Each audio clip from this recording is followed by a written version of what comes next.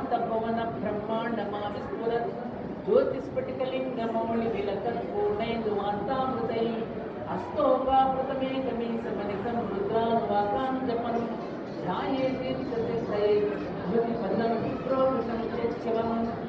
మొత్తం బ్రహ్మాండానికి మీరు అభిషేకం చేసుకున్నారు.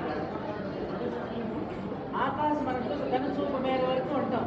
చూడండి, సముద్రాన్ని మనం అటు చూస్తే రెండు కలిసిపోయి ఉంటాయి చల్లరేఖ.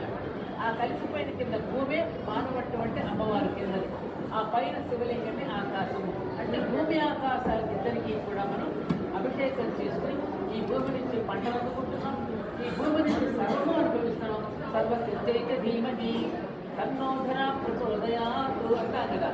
ఈ పళ్ళు, ఈ పంటలు, ఈ వీటుకలు, ఈ మన్ను మసాలా ఎక్కడి నుంచి వచ్చాయి? ఈ భూమి. మరి ఈ భూమికి థ్యాంక్స్ చెప్పుకోవాలిగా. ఆ భూమి ప్రకృతి, ఆమె పార్వతి. ఆకాశము అంటే అవకాశము. ఇన్ని రకాల అవకాశాలు మనకి ఇచ్చాడు పరమశివుడు. అందుకే ఆయనకి థ్యాంక్స్ చెప్పుకోవాలి.